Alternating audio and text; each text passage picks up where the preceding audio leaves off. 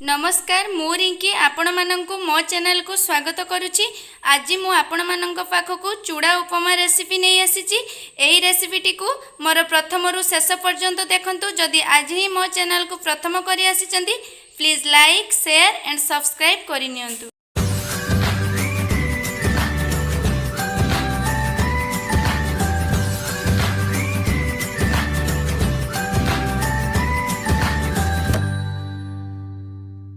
उपमा पाई एई सबु सामग्री गुड़िक आवश्यक। से मु एठी 2 कप चूड़ा को भल भाव धोई नहीं।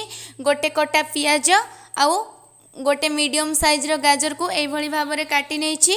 अल्प भुसुंगा पत्र, कंचा बादाम, एठी हाफ चामच जीरा, हाफ चामच सोरिष आउ सुखा लंका नहीं।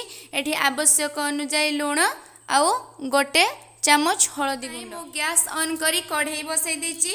सेथिरे 2 चामच तेल दउछि।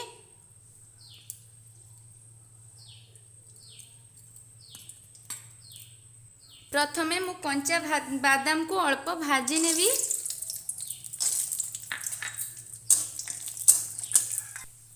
एबे मु ताको काढ़ी नउछि।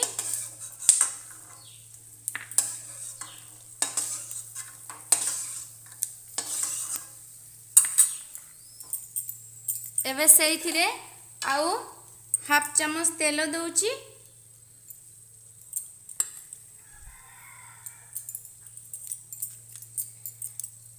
सोरिष, जीरा आ सुखा लंका को मु दे देली। एबे लंका गाढ़ हो आसलानी। सेथिरे मु कटा पियाज दे देबी।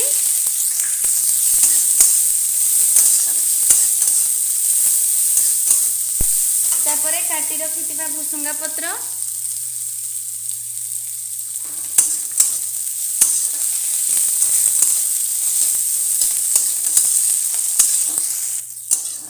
एबे गाजर मु दे दोची।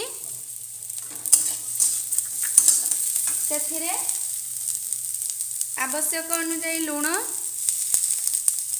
आउ हाफ चामच हळदी गुंड मु दोची। ताको भल भाव फ्राए करि नेबी।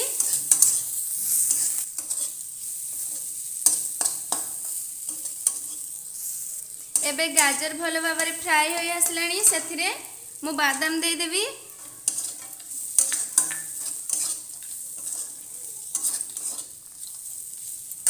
एबे चूड़ा को ता मधरे पकाई देउची।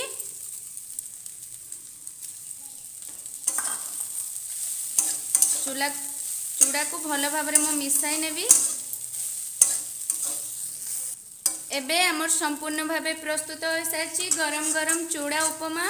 एहा को एबे मु गोटे प्लेट को काढ़ी नेबी। मु बहुत अल्प समय मध्यरे करिछि। आपण माने मध्य निश्चित एहा को ट्राई करंतु एवं कमेंट बॉक्स रे जणांतु एहा किपरि होइछि।